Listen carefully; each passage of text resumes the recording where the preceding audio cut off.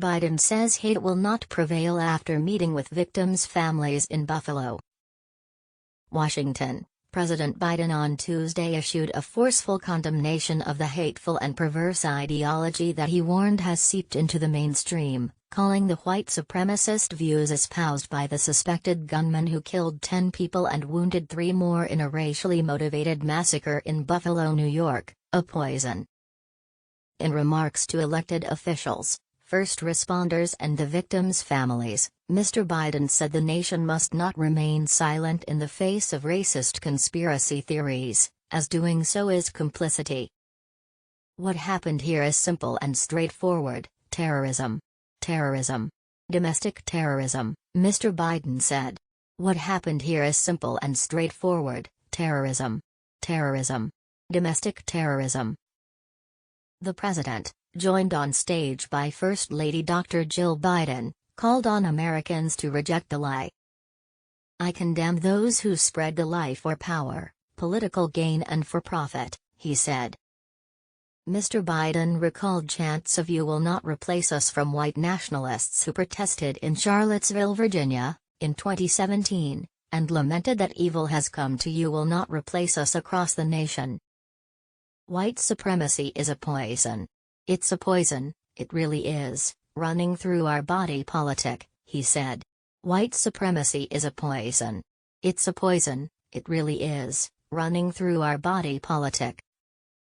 Mr. Biden began his remarks honoring each of the victims of the massacre, telling the audience that he and the First Lady visited the community to stand with you, and to the families, "We have come to grieve with you."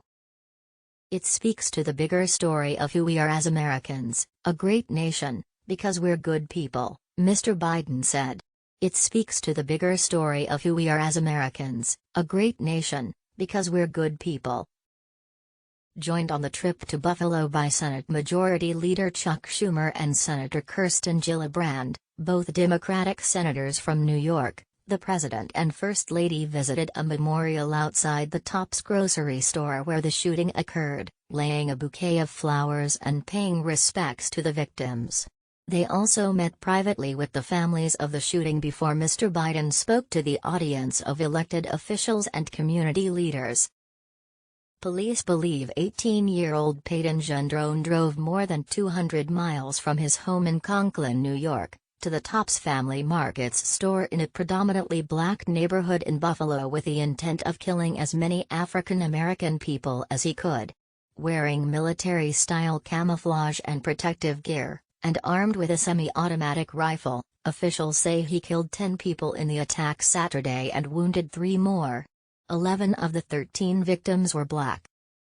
The suspected shooter is believed to have written and posted a lengthy hate-filled screed online, in which he espoused white supremacist views and referenced the racist so-called Great Replacement conspiracy theory, which says non-white people are replacing the white population and diminishing their influence in a plot led by powerful elites. Police said the alleged gunman scouted out the supermarket in early March and visited it the day before the rampage.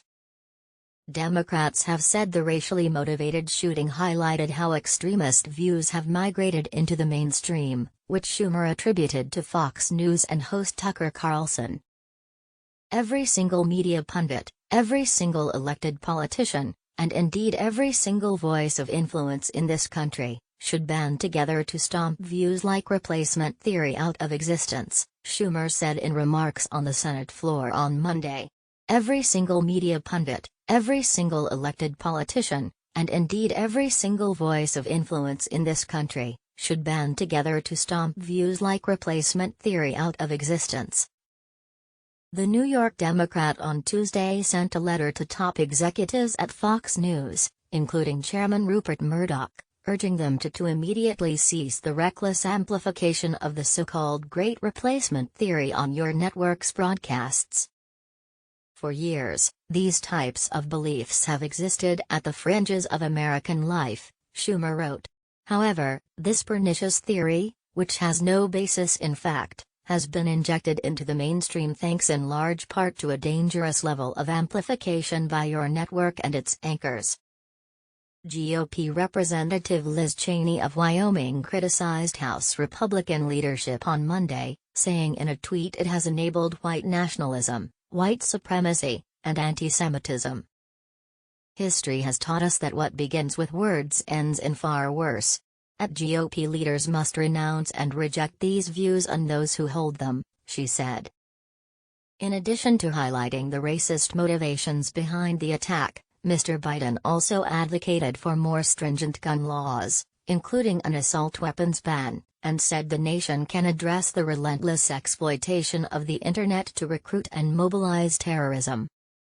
"We just need to have the courage to do that, to stand up," he said. It's unlikely, though, that gun control legislation will clear the Senate, where Democrats and Republicans each hold 50 seats. 2 House-passed bills that expand background checks have stalled in the Senate, and Senate Majority Whip Dick Durbin, a Democrat from Illinois, told reporters that while members would like to pass basic measures Republicans agree with, Democrats basic from GOP senators,